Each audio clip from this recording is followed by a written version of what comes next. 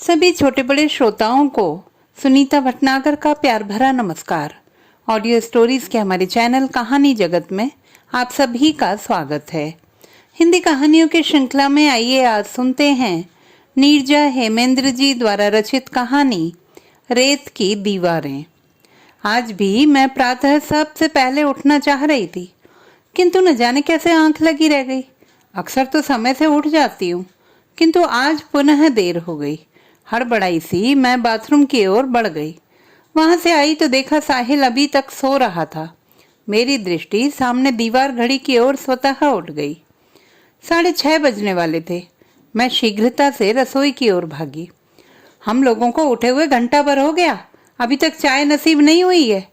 ये स्वर मेरी सासू माँ के थे। मेरी घबराहट बढ़ती जा रही थी। कोई प्रतिक्रिया व्यक्त किए बिना मैं गैस को पूरी आंच पर कर चाय का पानी खौलाने का प्रयत्न करने लगी। उफ, आज पानी शीघ्र गर्म होने का नाम ही नहीं ले रहा है। मैं मन ही मन कह उठी, इसमें पानी और गैस की कोई गलती नहीं है। शीघ्रता करने पर पानी समय से पूर्व तो खौल नहीं जाएगा। मैंने स्वयं को समझाया। अब मुझे अपनी देर तक सोने की आदत पर झुंझलाहट हो रही थी। मैं आधा घंटा पूर्व उठ क्यों नहीं गई? मात्र आधा घंटे विलंब की ही तो बात थी। उसके लिए मुझे इतना कुछ सुनना पड़ रहा है। खैर, जो हो गया सो तो वापस आ नहीं सकता। अब कल से उठने में विलंब नहीं करूंगी। मैं शीघ्रता से चाय बनाकर बरामदे में बैठी साहिल की माँ तथा पिता को देकर वापस आई और साहिल की चाय लेकर अपने कक्ष में उसे देने चली गई। उसे उठाकर मेज पर चाय रखकर मैं शीघ्रता से रसोई में चली गई। मेरी इच्छा चाय पीने की नहीं हो रही थी। अभी घंटे 1.5 घंटे में मुझे भोजन तैयार कर लेना है। साहिल कार्यालय के लिए 9 बजे निकलेगा। उससे पूर्व उसे भोजन तैयार मिलना चाहिए। माँ, मैं तैयार हो चुकी हूँ। ये साहिल की छोटी बहन परिणीता की आवाज़ थी। वह कॉलेज जाने के लिए तैयार हो चुकी थी। मैं सोचने लगी कि मेरा विवाह हुए अभी 8 महीने ही तो हुए हैं। विवाह के कुछ माह तक तो सब ठीक था। इधर कुछ दिनों से न जाने क्या हो गया है कि परिणीता मुझसे कोई बात ही नहीं करती। कुछ भी कहना होता है तो सीधे अपनी माँ के पास जाती है। बाथरूम से पानी चलने की आवाज आ रही है। कदाचित साहिल उठ गया है और नहा रहा है। देख नहीं रही हो, परी तैयार हो गई है। उसे कुछ चाय नाश्ता दोगी या नहीं? यह मेरी सासू माँ थी। मैं सब्जी काटना छोड़कर शीघ्रता से चाय प्याले में डालकर डाइनिंग मेज पर रखकर वापस रसोई में आकर भोजन तैयार करने में जुट गई। कुछ ही देर में काम वाली आ गई। वह सिंक में रखे बर्तन धुलने लगी। मुझे उसके धुले बर्तन पहुंचकर रखने होते। मैं सोच रही थी कि मुझे अभी कुछ रोटियां सेकनी है। रोटियां बनाने के पश्चात बर्तनों को पहुंचकर शेल्फ में लगाऊंगी। मैं रोटियां बनाने लगी। परी को सिर्फ चाय दी है, कुछ खाने के लिए मेज पर नहीं रखा? साहिल की माँ ने मुझसे कहा। नाश्ते की चीजें डाइनिंग मेज पर जार में रखी हैं मम्मी जी, मैंने धीरे से कहा। हाँ हाँ, जैसे मुझे कुछ मालूम ही नहीं है। अब तुम मुझे बताओगी कि कहाँ क्या रखा है? साहिल की माँ के कर्कश स्वर मेरे कानों में पड़े। ऐसा नहीं है मम्मी जी, मैं रोटियां बना रही हूँ इसलिए कहा। इस समय मैं कुछ भी बोलना नहीं चाह रही थी, फिर भी कहना पड़ा। देर से सोकर उठोगी तो इसी तरह आधे यहाँ के आधे वहां के काम करती फिरोगी। उनके स्वर में तीखापन और बढ़ गया था। साहिल नहाकर बाथरूम से बाहर आ गया था। क्या हो रहा है? उसने मेरी ओर देखते हुए पूछा। इस समय मैं कुछ भी कहना नहीं चाह रही थी, अतः चुप रही। हो क्या रहा है? कुछ भी नहीं। काम के लिए कहा जा रहा है, कहो तो वो भी ना कहूं, साहिल की माँ ने व्यंग्य भरे लहजे में कहा तथा मुड़कर अपने कक्ष में चली गई। साहिल भी सिर झुकाए अपने कक्ष में चला गया। मेरा मन खिन्न हो रहा था। उसके पश्चात भी मैं रसोई के कार्य शीघ्रता से कर रही थी। घर में अधिकांश दिनों में ऐसी स्थिति बन जाती है। मेरे न चाहने पर भी ऐसा कड़वाहट भरा वातावरण बन जाता है। मुझे तो प्रत्येक परिस्थिति में घर के कार्य करने ही होते। साहिल कार्यालय चला गया। वह एक बहुराष्ट्रीय कंपनी में कार्य करता है। कार्यालय से आने में उसे अक्सर देर हो जाती है। शाम को 8 बजे से पहले वह घर नहीं आ पाता। अतः वह अपना दोपहर का भोजन लेकर ही कार्यालय जाता है, जिसे मैं 9 बजे से पहले तैयार कर देती हूँ। साहिल के पापा सरकारी नौकरी से सेवानिवृत्त हो चुके हैं। साहिल की छोटी बहन परिणीता, जो विवाह योग्य हो चुकी है, उसकी शिक्षा पूरी हो चुकी है, किंतु अब समय पास करने के लिए उसने फैशन डिजाइनिंग का कोर्स ज्वाइन कर लिया है।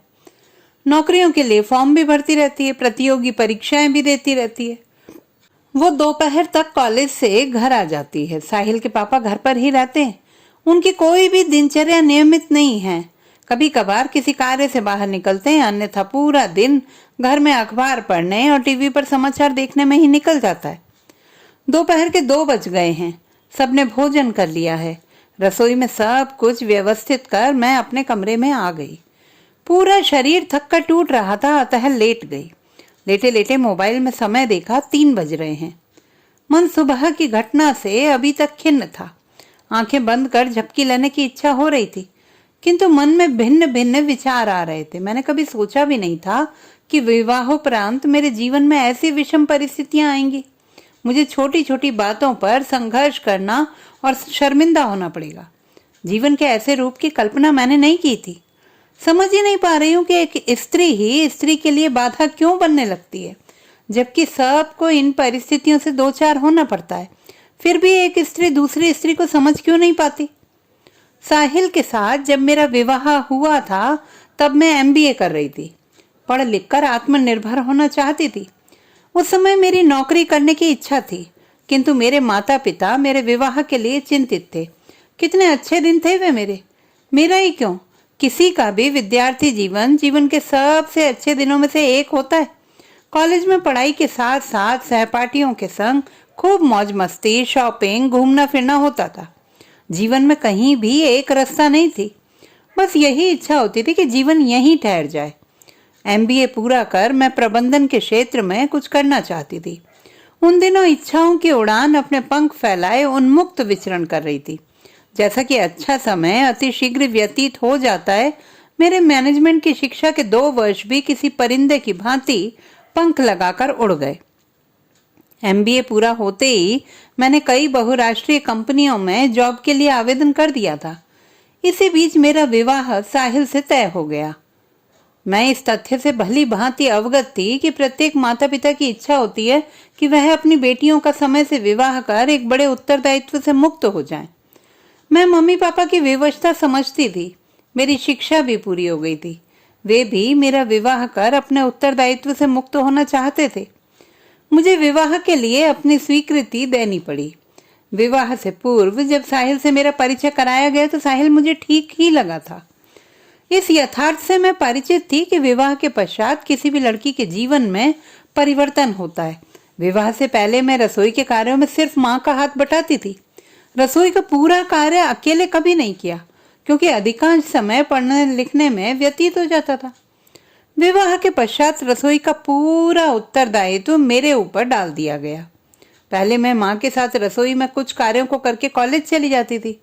अब मुझे प्रातः उठने के पश्चात सीधे रसोई में भागना पड़ता है।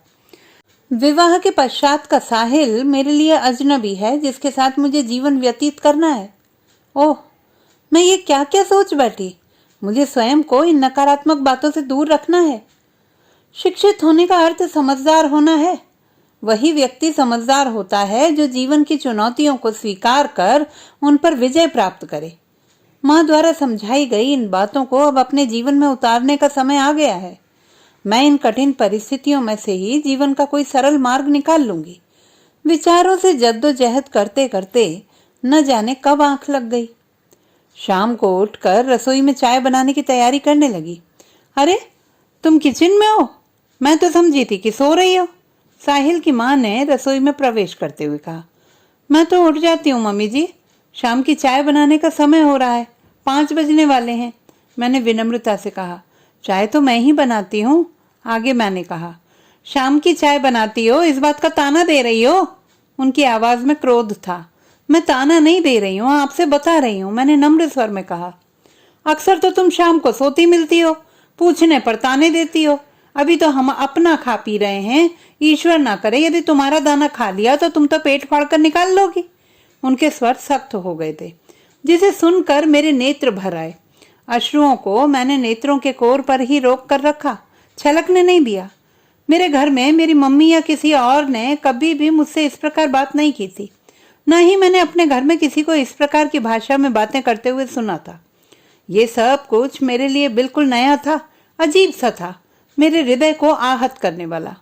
मैं जानती थी कि लड़कियों को विवाह के पश्चात ससुराल में समायोजित होने में समय लगता है, वहां सबके अपने अलग अलग विचार होते हैं, किंतु ऐसा तल्खी भरा व्यवहार और परिस्थितियां ऐसी विषम होंगी, ये अनुमान बिल्कुल नहीं था। अब कभी कभी सोचती हूँ कि काश मैं विवाह ही नहीं करती, इस बंधन में ना बंधती। उफ, कितना घुटन भरा समय है ये। विवाह करने से लड़कियों को कौन सा सुख मिलता है? घर वालों द्वारा दी गई मानसिक यंत्रणाएं, साथ साथ पति द्वारा पत्नी की इच्छा के विरुद्ध बलात्कार की भांति बनाए गए शारीरिक संबंध, और क्या हासिल कर पाती है वह? पति द्वारा किया गया ऐसा कृत्य उसके प्रति घृणा उत्पन्न करता है, प्रेम नहीं। पत्नी को मिलता है मात्र एक लिजलिजा सा एहसास। विवाहोपरांत साहिल के परिवर्तित रूप से भी मुझे कम आश्चर्य नहीं हुआ है।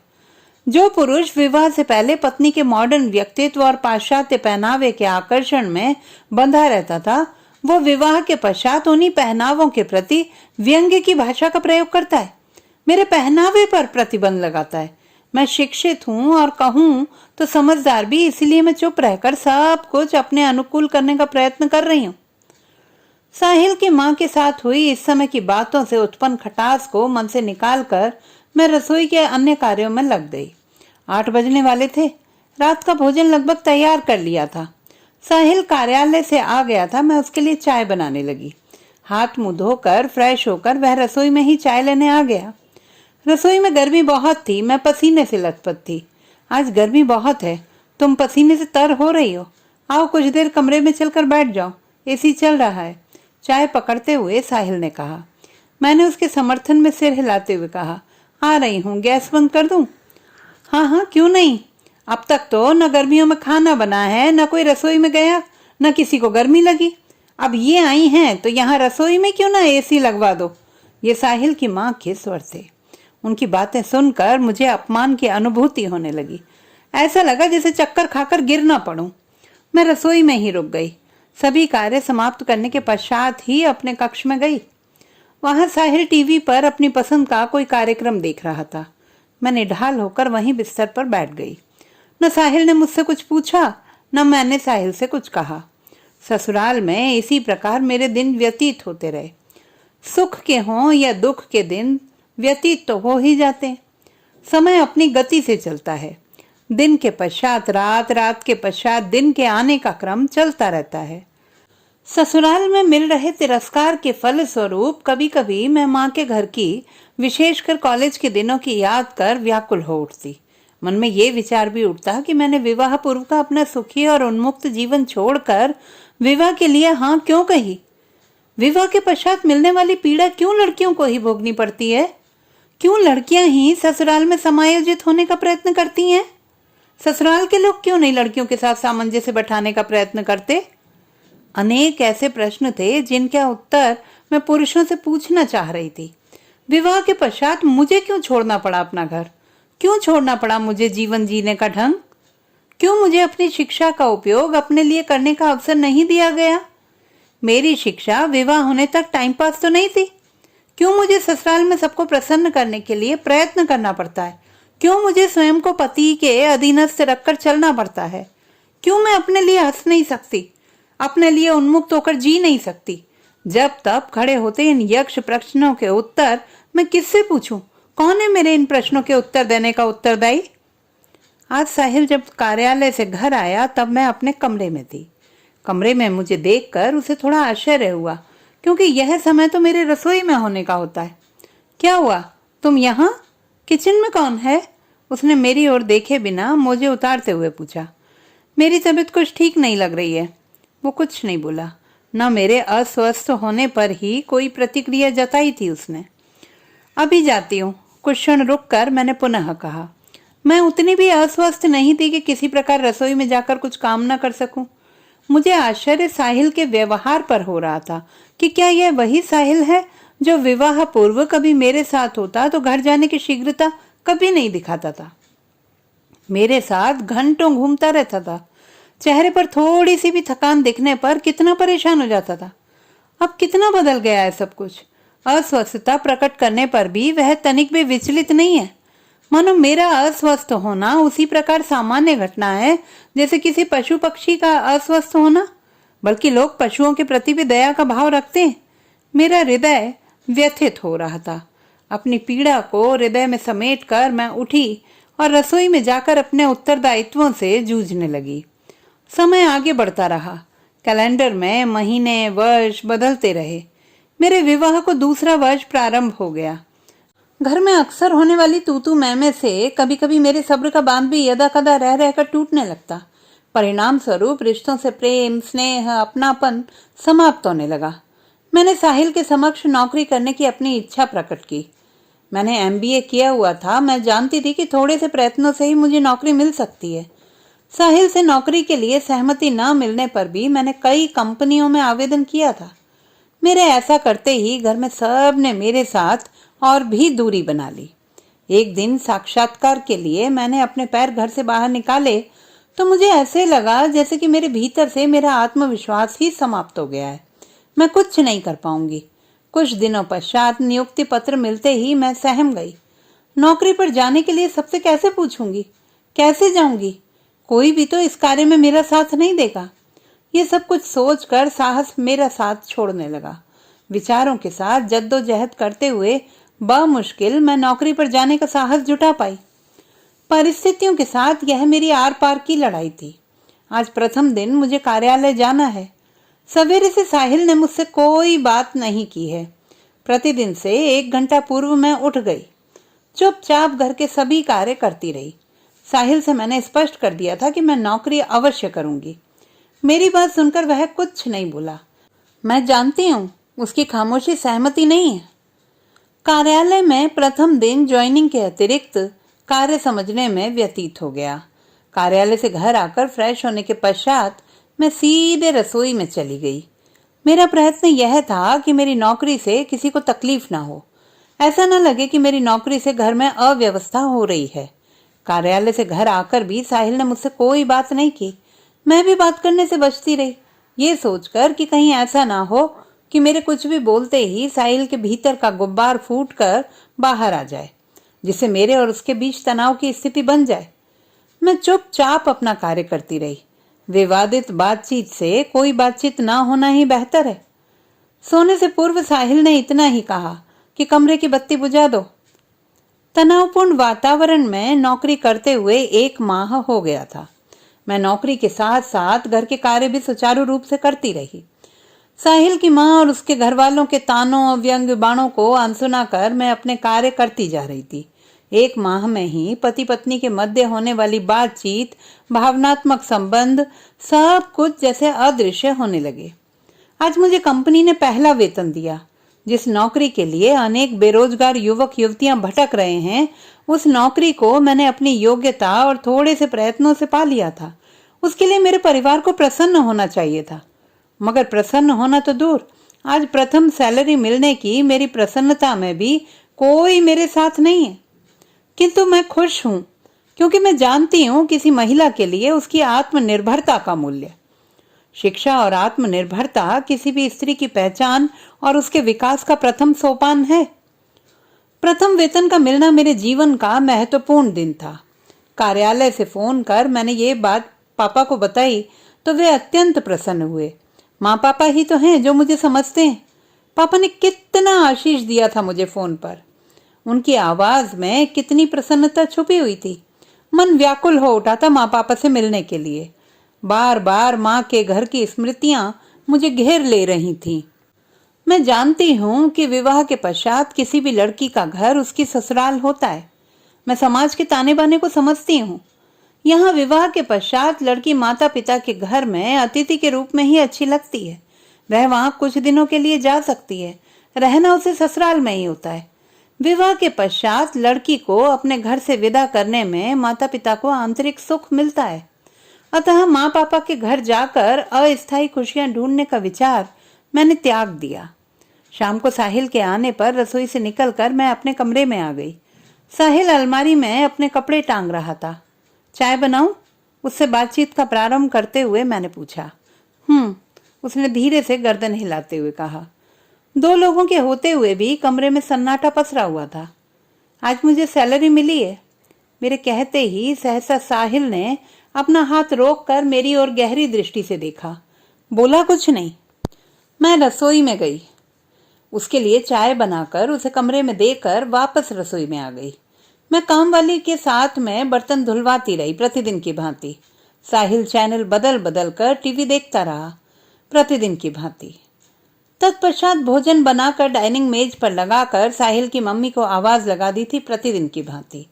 सब ने भोजन कर लिया तो अंत में रसोई को व्यवस्थित कर मैं अपने कक्ष में आ गई। थकान के कारण मन व शरीर निढाल हो रहे थे। नेत्र नींद से बोझल हो रहे थे। मैं नींद की आगोश में जाने लगी। सहसा मुझे अपने निढाल पड़े हाथों पर साहिल के हाथों का स्पर्श अनुभव हुआ। यह प्रतिदिन की भांति नहीं था। नीलू, साहिल ने मेरे हाथों को अपने हाथों में लेते हुए कहा। मैंने अंधेरे कक्ष में अपने स्वरों से उसका संज्ञान लिया। मैं पूरी तरह जाग तो उसी समय गई थी जब उसके हाथों का स्पर्श मैंने महसूस किया था। क्या तुमने अपनी पूरी सैलरी बैंक में जमा कर दी है? मेरे भीतर भर भर आकर कुछ टूटने लगा जैसे रेत की दीवार। नहीं तो। कमरे में पुनः सन्नाटा पसर गया। कोई ध्वनि थी तो मात्र हम दोनों की सांसों की। सोच रही हूँ कल बैंक में जाकर जमा कर दूं। कुछ क्षण रुक कर मैंने कहा, इस महीने पैसे मुझे दे सकती हो? मैं चुपचाप साहिल के शब्दों को सुन रही थी।